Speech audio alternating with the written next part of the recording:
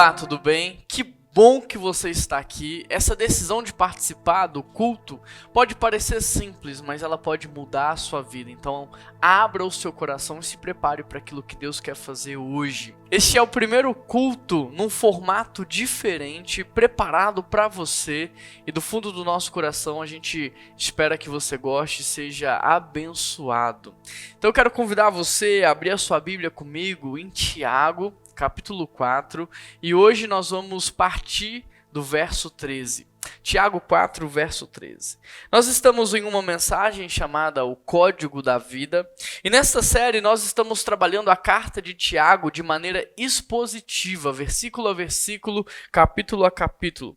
Se você perdeu uma das mensagens, eu recomendo você a voltar e assistir todas as mensagens da série de maneira consecutiva, porque este vai ser um grande investimento que você vai fazer na sua vida. Eu digo isso porque a carta de Tiago, ela é muito rica em conhecimento. Alguns dizem até que Tiago é uma carta parecida com Provérbios, só que no Novo Testamento, porque é uma carta que traz muitos princípios de sabedoria. E é exatamente por isso que nós estamos olhando para a carta de Tiago e nós estamos extraindo dela códigos de sabedoria para destravar as nossas vidas, para que nós possamos ser assertivos e ter uma vida melhor. Por exemplo, o primeiro código que nós estudamos, você se lembra? O primeiro código foi: não despreze a provação, porque a provação te faz crescer.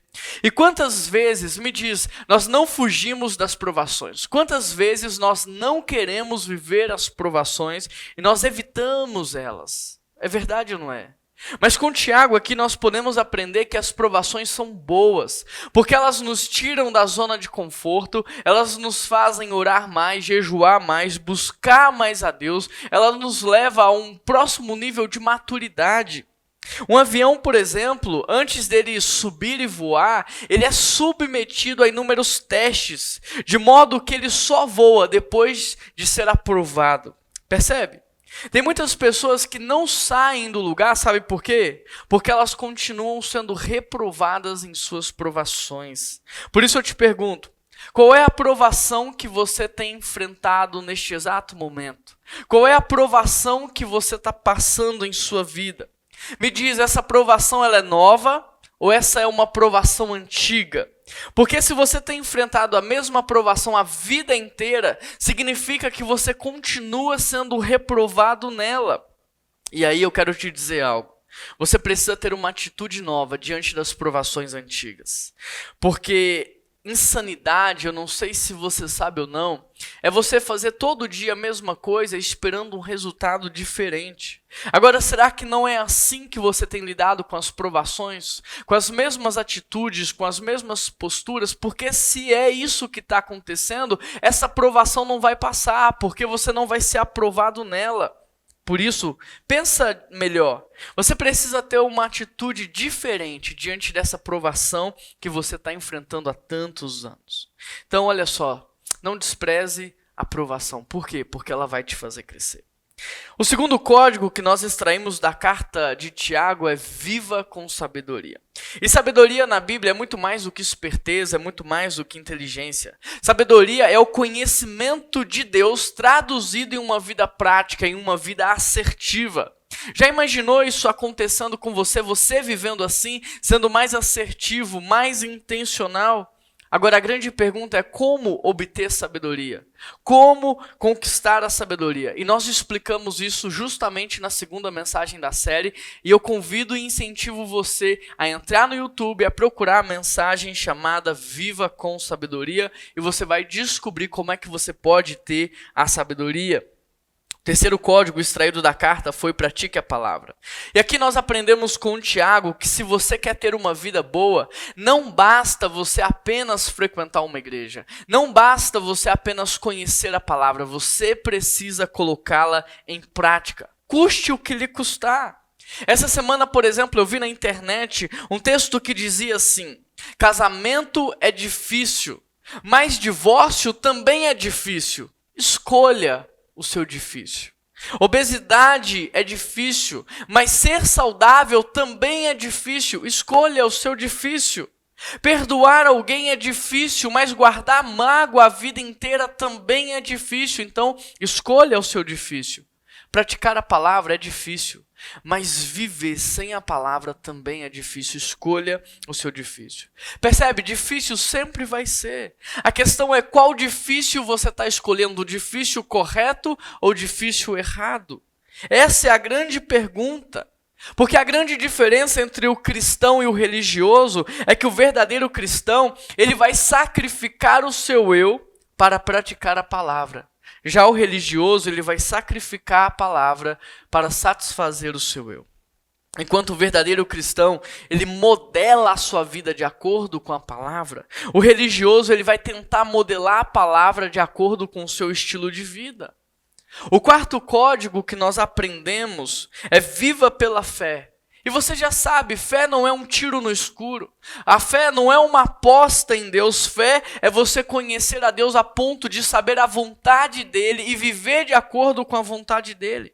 Agora, sabe por que muitas vezes você não tem fé? É simples, porque você pensa que fé é uma aposta, que fé é um tiro no escuro. Portanto, o que é que você precisa fazer para viver ou ter uma vida de fé? Você precisa conhecer mais o seu Deus. Mas não como um objeto de estudo. Você precisa conhecer um Deus pessoal, o Deus que é o seu Pai. Porque no dia que você conhecer este Deus e tiver esse tipo de relação com Ele, você vai conhecer a vontade dEle, você vai ser direcionado nessa vontade, você vai viver de acordo com essa vontade e tudo vai dar certo. Por exemplo, quando você começa um namoro, você tenta de todas as maneiras se certificar de que a outra pessoa está caminhando em fidelidade. É verdade ou não é? Mas à medida em que vocês vão se conhecendo, que você vai conhecendo o caráter, a integridade, a personalidade do outro, o coração vai descansando porque a confiança aumenta. Interessante porque a mesma coisa acontece com Deus. Quanto mais você conhece a Deus de maneira pessoal através de um relacionamento, mais você conhece a vontade e o propósito desse Deus. E aí quando você entende o que Deus fez, o que Ele está fazendo e o que Ele quer fazer, você entra no descanso e você passa a viver de maneira assertiva. Portanto, fé não é apostar. Fé não é você caminhar no escuro, fé é você conhecer a vontade de Deus e ser assertivo em direção a essa vontade. O quinto código extraído da carta foi controle a sua língua. E com Tiago aprendemos que o nosso maior inimigo não é o governo. O nosso maior inimigo não são as pessoas que algumas vezes nos perseguem, não. O nosso maior inimigo é a nossa própria língua. Porque da mesma forma que ela pode produzir vida, ela também pode produzir morte. Ou seja, muito das coisas ruins que acontecem com você tem a ver com aquilo que você fala, tem a ver com aquilo que você professa. Por isso Tiago está dizendo, olha, controle a sua língua. Agora, a grande questão é que nós só seremos capazes de controlar a nossa língua através do Espírito Santo. Porque o fruto do Espírito é o domínio próprio. Nós precisamos da ajuda do Espírito para controlar a nossa língua. De modo que Tiago diz, aquele que controla a sua língua pode ser comparado a um homem perfeito. O sexto código é viva em paz. Para Tiago, uma pessoa em guerra com Deus, consequentemente estará em guerra consigo mesmo e com todos à sua volta. E isso nos ajuda a entender o porquê tantas pessoas, elas levam a guerra por onde passam, na família, no trabalho, na faculdade, nas amizades. Você conhece pessoas assim? Pois é. Uma pessoa em guerra com o mundo, uma pessoa em guerra com as outras pessoas é porque ainda não encontrou paz com Deus. É porque ainda não está em paz com Deus. Portanto, a solução quando você encontra uma pessoa assim, não é você tentar se impor ou impor respeito, mas é você ajudar essa pessoa a se conectar com Deus, a se reconciliar com Deus da paz. Quer ajudar as pessoas, então promova a reconciliação. Bom, isso tudo foi o que nós aprendemos até agora na série Código da Vida. Hoje nós vamos dar continuidade, nós vamos aprender um pouco mais. Nós vamos falar sobre o sétimo código, e o sétimo código é viva na vontade de Deus. E para isso, abra sua Bíblia comigo em Tiago 4, verso 13. Tiago 4, verso 13, o texto diz assim: ouçam agora vocês que dizem, hoje ou amanhã iremos para esta ou aquela cidade, passaremos um ano ali, faremos negócios e ganharemos dinheiro. Versículo 14. Vocês não sabem o que vai acontecer amanhã, o que é a vida? Vocês são como neblina que aparece por um pouco de tempo e depois se dissipa. Querido, repare como Tiago inicia o verso 13. Ele diz, ouçam agora. Isso nos mostra que Tiago pretende fazer uma exortação muito séria à igreja, porque logo em seguida ele vai dizer, vocês que dizem, hoje ou amanhã, iremos para esta ou aquela cidade, passaremos um ano ali, faremos negócios e ganharemos dinheiro. Repare que na sua exortação, Tiago vai usar algumas expressões, observe bem. Ele vai usar expressões como hoje ou amanhã, como esta ou aquela, ficaremos ou não, faremos negócios e ganharemos dinheiro. Em outras palavras, o que Tiago está dizendo é sobre o controle do tempo. Tiago está falando do controle do tempo, do controle dos lugares, das situações, das pessoas e da maneira de ganhar dinheiro. O que Tiago quer dizer aqui é, vocês que acham que têm o controle sobre o tempo, vocês que acham que têm o controle sobre o futuro, vocês que acham que têm o controle sobre as pessoas e situações, preste atenção, vocês não sabem nem o que vai acontecer amanhã. Como é que vocês podem presumir que dominam algo, que controlam algo? Isso é incoerente. Vocês estão se enganando. O interessante é porque nós vivemos isso de maneira muito prática. Este ano, é verdade ou não é? Por exemplo, eu mesmo tinha muitos planos pessoais. Eu planejava conhecer Israel, tinha muitos planos para a minha vida, tínhamos muitos planos para a igreja, tivemos que cancelar o aniversário da igreja com tudo organizado, tudo marcado, cancelamos o batismo e tantos outros eventos por causa dessa crise global, percebe? Portanto, o que Tiago está combatendo aqui, presta atenção nisso, não são os sonhos. O que Tiago está combatendo aqui é a presunção de acharmos que temos o controle sobre algo. O que Tiago está combatendo aqui não é a organização, porque ela é importante. O que Tiago está combatendo é a arrogância dos homens em pensar que podem controlar alguma coisa. O que Tiago está combatendo não é o planejamento, mas é a prepotência de pensar que a gente pode dar um jeito em tudo. Olha o que ele diz no verso 15. Ao invés disso, deveríamos dizer, se o Senhor quiser, faremos isso ou aquilo. Se o Senhor quiser, viveremos e faremos isto ou aquilo. Entenda a construção de Tiago. Porque uma vez que nós não conhecemos o dia do amanhã, nós não podemos agir com uma atitude arrogante ou ter uma atitude petulante diante de Deus. Uma vez que não conhecemos o amanhã, devemos ter uma atitude humilde. Uma postura humilde diante de Deus, dizendo, olha Deus, se o Senhor permitir, amanhã eu vou estar vivo. Se o Senhor permitir, amanhã eu vou respirar. Se o Senhor permitir, amanhã eu vou ter saúde para trabalhar. Se o Senhor permitir, então nós vamos fazer aquilo que o Senhor quer. Consegue perceber a diferença entre aquele que está sendo arrogante diante de Deus e aquele que tem humildade para reconhecer que só Deus tem o controle sobre o tempo, sobre a vida? Verso 16. Agora, porém, vocês se vangloriam das suas pretensões. Toda vanglória como essa é maligna. Querido, entenda algo. Tiago não está combatendo as pessoas que sonham. Tiago não está combatendo as pessoas que fazem planos, que têm projetos, não. O que Tiago está combatendo são as pessoas que fazem planos, sonham, que fazem projetos como se Deus não existisse. É isso que Tiago está falando. O que Tiago está combatendo são as pessoas que fazem planos, pessoas que têm sonhos e projetos, mas elas não consultam a Deus. É isso que Tiago está dizendo. O que Tiago está dizendo é, não é errado você sonhar, não é errado você imaginar, o errado é você sonhar completamente diferente do sonho de Deus. Você pode sonhar, mas você precisa sonhar alinhado com o Deus que pode realizar os sonhos, entende? Não está errado você planejar, mas você precisa planejar junto ao Deus que pode enviar os recursos para o seu planejamento.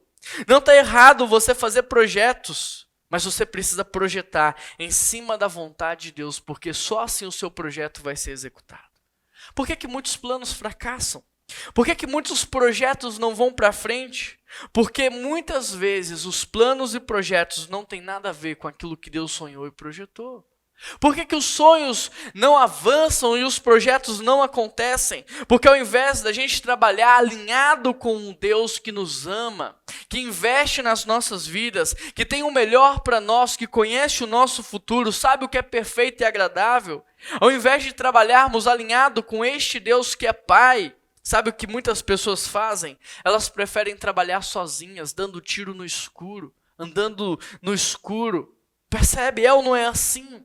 As pessoas deixam para buscar Deus somente quando já estão no fundo do poço. Agora, já imaginou como seria a sua vida se você buscasse Deus antes de tomar as decisões? Já imaginou como você estaria hoje se você consultasse ao Senhor antes de dar os próximos passos? Quanto sofrimento não seria evitado? Por isso, se submeta aos planos de Deus. Se submeta aos sonhos de Deus para a sua vida. Quando eu sonho com um projeto, eu quero ilustrar para que você possa entender. Quando eu sonho com um projeto, junto desse projeto eu também sonho com uma pessoa. E quando eu desafio essa pessoa a executar este sonho ou esse projeto, eu primeiro dou para ela direção, o conhecimento que ela precisa, o recurso que ela vai utilizar. E da mesma forma é com Deus. Quando Deus tem um sonho, Ele também tem uma pessoa para executar esse sonho.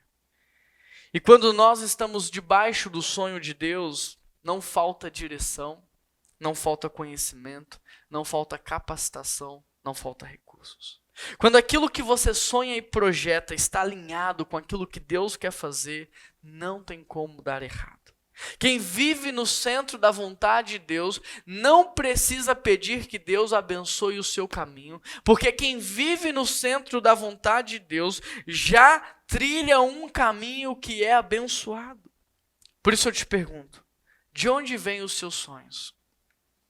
De onde é que vêm os seus planos? Eles vêm do seu desejo egoísta de ser satisfeito ou eles vêm do coração de Deus? Eles vêm dos traumas do passado, de uma tentativa de sarar esses traumas, ou eles vêm do coração de Deus? Portanto, o que Tiago está dizendo aqui é: a vida é curta demais para você fazer da vida uma aposta. A vida é curta demais para você ficar dando tiro no escuro. Não desperdice a sua vida. Não desperdice a sua vida, seja assertivo, viva de maneira intencional, viva os sonhos e os planos que Deus tem para você. Quem não recorre a Deus na hora de sonhar, quem não recorre a Deus na hora de planejar e projetar, vai acabar construindo a sua vida em cima de uma realidade que não existe. É isso que Tiago está nos mostrando aqui. O amanhã só existe para Deus. Para nós, o que existe é o hoje. É isso que Tiago está nos dizendo. Não adianta você planejar sem Deus para o futuro, porque só Deus sabe se você vai chegar lá. Olha o que Tiago diz: a vida é como neblina que aparece e logo vai embora. Eu não sei se você já reparou, mas você só consegue ver a neblina quando ela está densa. E aí quando você menos percebe, ela desaparece de repente. E me disse, a vida não é assim. Hoje nós estamos aqui. Amanhã só Deus sabe. Por exemplo, no dia 20/3/2018, eu estava voltando da aula do meu mestrado na Vila Mariana, em São Paulo. E naquele dia estava chovendo muito. Eu joguei no Waze o retorno para Vinhedo e estava dando mais de 4 horas. Marginal congestionada, inundações por São Paulo. E aí eu peguei uma rota alternativa. Ao invés de cair na Marginal Tietê e depois pegar a Bandeirantes e assim chegar em Vinhedo, eu peguei a Dutra, depois eu peguei a Fernão Dias e depois eu pegaria a Dom Pedro I. Mas antes que eu pudesse acessar a Dom Pedro I, ainda na Fernão Dias, debaixo de muita chuva, o meu carro deslizou na pista molhada e ele começou a girar. E enquanto eu debatia entre o guarda-reio central e o guarda-reio lateral, eu só conseguia pensar na minha família. O carro deu PT, estourou os vidros, o airbag, amassou o carro inteiro, mas pela graça e misericórdia de Deus eu saí ileso. Agora, sabe o que é mais interessante? É que se naquele dia eu soubesse que o acidente aconteceria, eu teria ficado mais tempo abraçado com os meus filhos. Se antes de sair de casa eu soubesse que aquele acidente aconteceria, eu teria sentado com eles e apresentado o plano da salvação. Eu teria falado mais de Jesus para eles. Se eu soubesse que eu sofreria um acidente daquela proporção, eu teria abraçado mais a minha esposa e dito para ela o quanto eu amo ela. Eu teria ligado para os meus pais e dito para eles o quanto eu os amo. Mas eu não sabia. Eu não sabia que aquele acidente aconteceria. Eu não sabia que a minha vida estava por um fio. A vida é assim. Só percebemos a vida enquanto estamos vivos, mas ela pode desaparecer a qualquer minuto. Eu me lembro que lá em São Paulo, enquanto eu pastoreava uma igreja em Vinhedo, nós tínhamos ali uma máquina de fumaça no salão dos jovens e adolescentes. E quando aquela fumaça saía, ela era projetada, ela tinha uma duração máxima de 10 minutos. E assim é a nossa vida aqui na Terra. 10 minutos no meio de uma eternidade. Por isso, pensar na brevidade da vida nos faz viver diferente. Por exemplo, se a vida na Terra é tão curta, por que eu vou ficar arrumando confusão com todo mundo o tempo todo, brigando por coisas tão pequenas e efêmeras? Se a vida na Terra é tão curta, por que eu vou deixar para perdoar amanhã em um tempo inexistente se eu posso perdoar hoje? Entende? Por que eu vou correr esse risco? Você sabe qual é a pior conta de todas? É aquela que não pode ser paga. Não é a mais cara, é aquela que não pode ser paga. Você já foi em um velório e viu alguém que não pediu perdão em vida ao falecido? Você já viu a condição dessa pessoa, o buraco, o vazio dentro dela, tentando pagar a dívida no velório e não conseguindo? Você já viu o vazio de alguém que não abraçou em vida? A pior conta de todas não é a mais cara, mas é aquela que não pode ser paga. Por que postergar uma reconciliação se você pode fazer isso hoje? Por que postergar a entrega da sua vida a Jesus Cristo para um tempo que ainda não existe, se você pode fazer isso hoje? Por que postergar ainda mais a data do seu batismo, se você pode fazer isso quanto antes? Por que eu vou deixar para ser generoso amanhã, se eu posso ser generoso hoje e deixar um grande legado para as próximas gerações? Por que eu vou deixar de fazer as coisas erradas amanhã, se eu posso abandonar as coisas erradas que eu faço hoje? Por que esperar por um dia que talvez não vai chegar? Por que aguardar por um tempo que pode não vir? O que Tiago está nos mostrando é que a vida deste ciclo é hoje, o amanhã pertence a Deus. Verso 17 diz: pensem nisto, pois quem sabe que deve fazer o bem e não faz, comete pecado. Para Tiago, um verdadeiro cristão é aquele que vive de maneira intencional o hoje. Ele sabe o que tem que fazer e faz. Ele não está vivendo de maneira automática. Ele não deixa a vida o levar, não. Ele sabe o que tem que fazer e ele faz. Mas para Tiago, um cristão é aquele que também planeja o seu futuro de acordo com os sonhos e projetos de Deus. Ou seja, mais importante do que aquilo que você vai colher no futuro é aquilo que você está plantando no presente. O que você precisa entender é que colher é opcional, mas plantar é obrigatório. Pois no futuro você pode escolher mediante a sua necessidade se você vai colher ou não. Mas se você não tiver plantado, não haverá a opção de colheita. Por isso, deixa eu fazer uma pausa para te perguntar algumas coisas. Quantos anos você tem? Quantos anos você tem? Talvez você esteja pensando nos anos que você já viveu. Mas talvez a reflexão mais apropriada seja: quantos anos eu ainda vou viver? Quantos anos você tem pela frente? Você sabe quantos anos você tem pela frente? Se você não sabe, eu vou te contar. Você tem a eternidade inteira pela frente. Por isso o salmista diz: Deus ensina-nos a contar os nossos dias para que nós possamos alcançar sabedoria. Você tem a eternidade inteira pela frente. Portanto, se os seus projetos são apenas para esta vida, Se as tuas sementes são apenas para esta vida, você está perdido, porque a morte não vai pôr fim à sua vida, ela apenas marca o fim e o início de um novo ciclo. E este novo ciclo é completamente influenciado pelas decisões que você toma hoje. Por exemplo, um exemplo simples, aceitar Jesus ou não como Salvador da sua vida é uma decisão que você toma hoje, mas que vai influenciar o lugar onde você vai passar a eternidade. Percebe? Tudo que você faz hoje terá repercussão na eternidade. Por isso a Bíblia diz: não acumulem para vocês tesouros na terra, mas acumulem tesouros no céu, na eternidade. Por isso a palavra diz: não trabalhem pela comida que se estraga, mas pela comida que permanece para a vida eterna. Tudo o que você faz hoje tem repercussão na eternidade. Deu para entender? Agora me diz, a sua vida hoje é pautada na eternidade ou apenas nos seus próximos anos de vida? A sua vida hoje está pautada naquilo que você vai viver ao longo de toda a eternidade ou apenas nos seus próximos anos de vida? O que você está plantando hoje é para colher nos próximos 5 anos apenas, ou você tem feito o plantio de sementes para colher na eternidade? Você vive como se a sua vida fosse acabar completamente a qualquer momento, ou você tem consciência de que as decisões que você toma hoje vão influenciar o lugar aonde você estará por toda a eternidade? Querido, para viver não basta estar vivo. Você precisa ter a consciência da eternidade para você descobrir o que é uma vida de verdade. Porque quem não entende a eternidade não vive. A verdade é que essa pessoa, ela sobrevive. Quem não entende a eternidade se mata aos poucos todos os dias. Por quê? Porque come o que não deve, bebe o que não pode, vive de maneira irresponsável e inconsequente. Mas quem entende a eternidade estabelece um padrão de vida coeso. É intencional, planta não só para essa vida, mas principalmente para a eternidade ao lado de Deus. Faz o que tem que fazer agora, mas também projeta o seu futuro com base na vontade de Deus.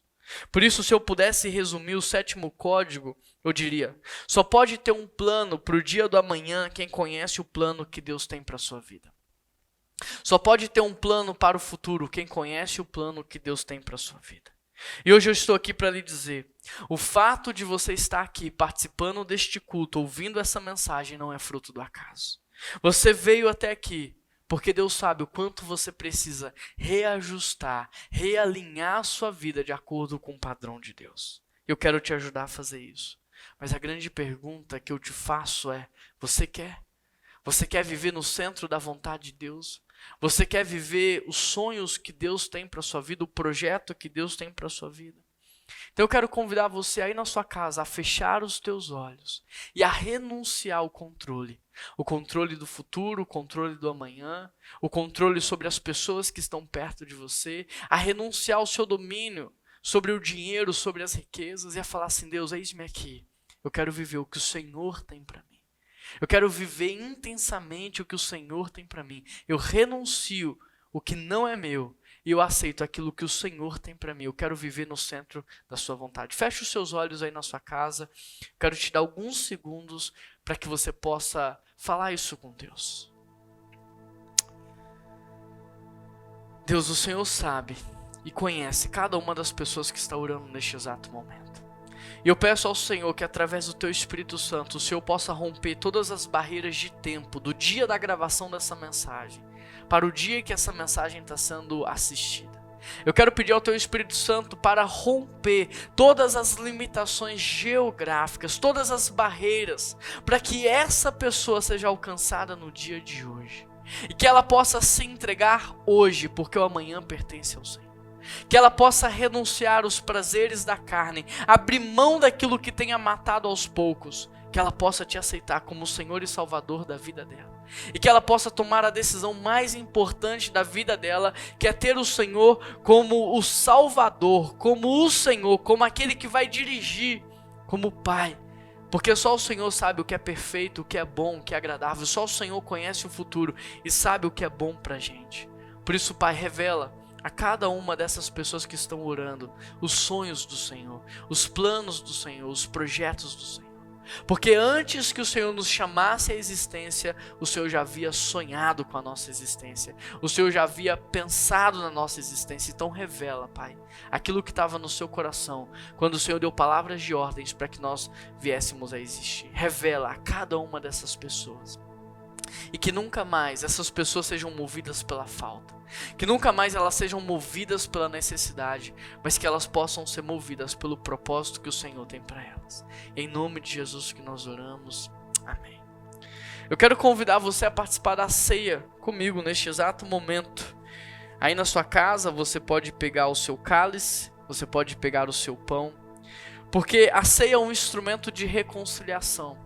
A ceia foi colocada pelo Senhor para que nós pudéssemos nos reconciliar com Ele, para que nós pudéssemos renovar a nossa amizade, a nossa relação.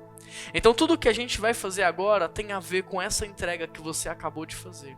1 Coríntios 11, 23 diz assim: pois eu recebi do Senhor o que também lhes entreguei, que o Senhor Jesus, na noite em que foi traído, Ele tomou o pão, e tendo dado graças, Ele partiu e disse: isso é o meu corpo, que é dado em favor de vocês. Façam isso em memória de mim. Da mesma forma, depois da ceia, Ele tomou o cálice e disse: este cálice é a nova aliança no meu sangue. Façam isso sempre que beberem em memória de mim. Porque sempre que vocês comerem deste pão e beberem deste cálice, vocês anunciam a morte do Senhor até que Ele venha. Da mesma forma que Deus coloca essa mesa para nossa reconciliação, Ele também nos dá um ministério, o ministério da reconciliação. Então não importa qual é a sua área de atuação, o que importa é o projeto de Deus por trás de tudo isso. E Deus quer que você, através dos seus dons e talentos, possa reconciliar as pessoas com Ele. E como é que a gente faz isso? Esse texto diz: Jesus Cristo, Ele pegou o pão, Ele partiu o pão e Ele disse: fazei isto em memória de mim. É repartindo a sua vida que as pessoas vão ver Jesus em você. Então nesse exato momento, pegue o seu pão. Eu vou ler novamente o texto. E o texto diz assim: este é o meu corpo que é dado em favor de vós. Façam isso em memória de mim.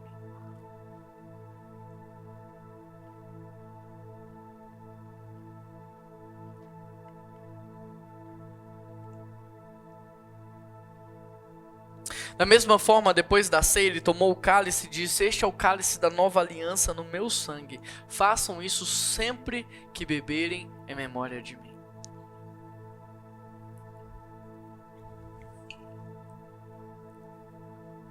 Porque sempre que comerem deste pão e beberem deste cálice, vocês anunciam a morte do Senhor. Eu quero terminar essa palavra orando, agradecendo a Deus pelo sacrifício de Cristo naquela cruz, pela reconciliação, mas também pela oportunidade de viver uma vida diferente. Vamos orar juntos? Deus, muito obrigado pelo teu amor incondicional. Muito obrigado porque o teu amor nos constrange. Obrigado, Deus, pela sua generosidade, porque o Senhor enviou o seu Filho para morrer no nosso lugar. Nós agradecemos a Jesus pelo sacrifício dele naquela cruz. Nós agradecemos a Jesus pela possibilidade da reconciliação e de sermos chamados filhos. Deus, muito obrigado porque hoje o Senhor nos dá a oportunidade de viver uma vida diferente. Muito obrigado porque hoje o Senhor nos dá a oportunidade de viver não mais pela falta, não mais pela necessidade, não mais por uma carência, mas sim pelo propósito que o Senhor tem para nós. Por isso, Deus, que o Senhor comece e que o Senhor termine a boa obra nas nossas vidas. Que o Senhor termine aquilo que o Senhor já começou a fazer. E que o Senhor continue trazendo revelação. Que o Senhor continue nos esclarecendo a direção, nos trazendo direção, Pai. Abençoa, Pai, cada um que participou da ceia neste exato momento. Cada um que se entregou. Cada um, Deus, que clamou ao Senhor por graça e misericórdia e pediu perdão. Ó Deus, eu te agradeço porque no dia de hoje, porque neste exato momento está acontecendo inúmeras reconciliações com o Senhor. Muito obrigado, Senhor, pela Tua palavra, porque ela é viva e eficaz. Muito obrigado por este dia. Muito obrigado por esse momento, em nome de Jesus que nós oramos. Amém. Para você que quer entregar o seu dízimo, a sua oferta, aqui nós temos as contas da igreja, o código de QR Code, que você possa entregar tudo com gratidão, que você possa ofertar com muita gratidão, honrando ao Senhor por tudo que Ele tem feito por você. Acesse aqui as contas, acesse o QR Code, faça a sua oferta. Quero pedir a você que deixe um like aqui para ajudar o YouTube a propagar tudo isso. Assine o nosso canal e, se você pode, participe dos nossos cultos presenciais. Um grande abraço, que Deus te abençoe muito e que você tenha uma excelente semana na presença de Deus. Amém.